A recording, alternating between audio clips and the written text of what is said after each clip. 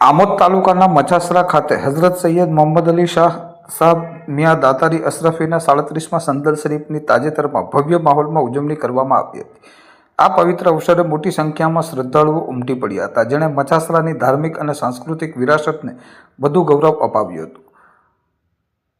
સૈયદ સઈદ બાવા ખલીફાએ સૈયદ અલી અશરફીઉલ જિલાનીના નિવાસસ્થાનેથી શરૂ થયેલ આ સંદલ શરીફની વિધિ સલાતો સલામ સાથે એક ભવ્ય અને શાંતિપૂર્ણ જુલુસ નીકળ્યું હતું। શ્રદ્ધાળુઓથી ઉભરાઈ ગયેલું આ જુલુસ ધીમે ધીમે હઝરત સૈયદ મોહમ્મદ અલી શાહ સાહેબ મિયાં દાતારી આલમપીર દરગાહ શરીફ તરફ આગળ વધ્યું હતું। જુલુસ દરમિયાન સર્વત્ર ભક્તિમય વાતાવરણ છવાઈ ગયું હતું। દરગાહ શરીફ ખાતે પહોંચ્યા બાદ મુખ્ય વિધિ સંદલ શરીફ પેશ કરવાની હતી, જે ધાર્મિક પરંપરા મુજબ સૈયદ મકબૂલ બાવાના હસ્તે સંપન્ન થઈ હતી। આ પવિત્ર કાર્યક્રમમાં જાણીતા સૈયદો, સાદાત અને ધર્મગુરુઓ ખાસ ઉપસ્થિત રહ્યા હતા, જેમાં સૈયદ સઈદ બાવા, સૈયદ મકબૂલ બાવા, સૈયદ અબ્દુલ અઝીઝ બાવા, સૈયદ લિયાકત અલી બાવા, સૈયદ તજમ્મુલ બાવા, સૈયદ નઝીર મોહમ્મદ અલી રિઝવી સહિતના મહાનુભાવોએ હાજર રહી કાર્યક્રમની શોભા વધારી હતી। આસ્થા અને એકતાનું પ્રતીક સમા આ આસ્થાના ઉપર આ પવિત્ર અવસરે ભવ્ય કાર્યક્રમમાં ઉપસ્થિત રહેલ તમામ અકીદતમંદોએ બાવાના આશીર્વાદ પ્રાપ્ત કરી ધન્યતા અનુભવી હતી। સૈયદ મોહમ્મદ અલી બાવાના 37મા સંદલ શરીફની ભવ્ય ઉજવણી